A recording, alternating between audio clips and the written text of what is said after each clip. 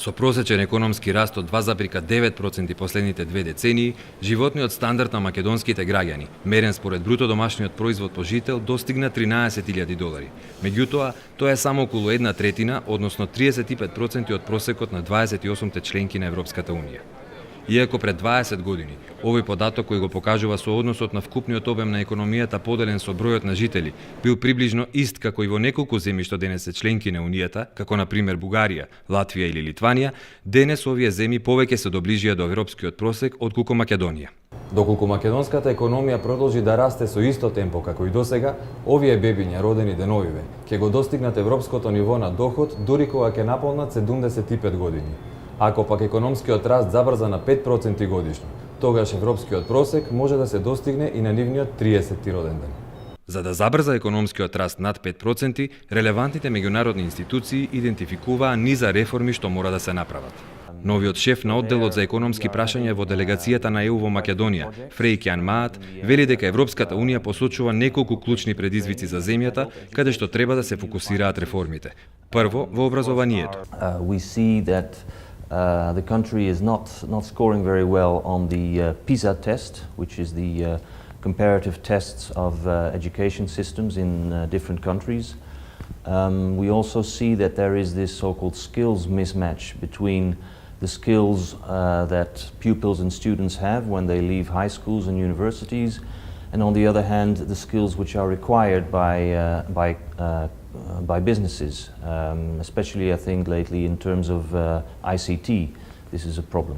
Според Јан Маат, владењето на правото е исто така еден од клучните предизвици за Македонија. There is a lot of room for improvement when it comes to, for example, the judiciary, in the issuance of quick and impartial decisions. But also in enforcements of contracts. So when you sell something as a company, that you actually get your money from your client. And this, of course, is very much important for a good business climate. And then there are a couple of what I would say required structural economic reforms relating to the administrative burden for companies, like untransparent inspections, and also parafiscal charges. So companies are faced with a lot of different fees that they have to pay. Економистите исто така сметаат дека отпочнувањето на преговорите со Унијата ќе осигури реализација на потребните реформи. Главниот ефект од преговорите за членство во Европската Унија го гледам во делот на владењето на правото и заекнувањето на институционалниот поредок. Значи, Македонија помина низ еден период во претходниве 10 години, па може би и низ целиот период, почнувајќи од независноста па до денес, во кој што не успеавме да испорачаме кредибилност на институциите, а владењето на правото секогаш беше подкопано или беше аргументирано дека е подкопано на еден или друг начин. Мислам дека во тој дел на заекнувањето на владењето на правото и градењето кредибилитет на институциите нас ни е потребна таква надворешна сила, како што е процесот на зачленување и самото членство во Европската Унија. И мислам дека тоа ќе даде на краток до среден рок поголеми позитивни ефекти врз економијата, врз растот и генерално врз развојот на економијата, отколку самото зачленување кога тоа ќе дојде на дневен ред по 5 или 10 години. Патот на земјата до Европската Унија, без оглед колку ќе трае временски, брои вкупно 35 чекори. Од нив поголем дел ќе отвораат економски прашања.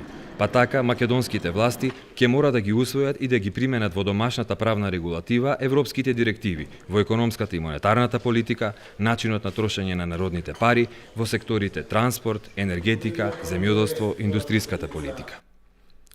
Освен европско прекројување на законите, државниот советник за европски политики и координација, Драган Тилев, вели дека преговорите со ЕУ ќе ни овозможат и пристап до повеќе пари од предпристапните фондови. Во моментов ние користиме ИПА, се најавува веќе ИПА 3, но во последните околу 14 години пакетот за Македонија беше околу 90 до 100 милиона евра на годишно ниво. Преку ИПА 3 програмата очекуваме дека тоа би можело да биде негде околу 110 до 120 милиони евра на годишно ниво за период 2021-2027. Тоа е новата финансиска перспектива. Но доколку го забрзаме процесот на интегрирање и доколку станеме членка на Европската Унија и добиеме пристап, се разбира со добри проекти, но добиеме пристап во кохезионата политика, кохезионите фондови и структурните фондови, тогаш веројатно дека можноста, веројатно е дека тој износ на годишни алокации би се зголемиле помеѓу 4 и 6 пати. Искуствата на другите земји што го поминаа патот до ЕУ пред нас покажува дека од почнувањето на преговорите па до пристапувањето во Унијата се зголемува инвестициската активност, се намалува невработеноста, економскиот раст е забрзан и се забележува подигнување на животниот стандард.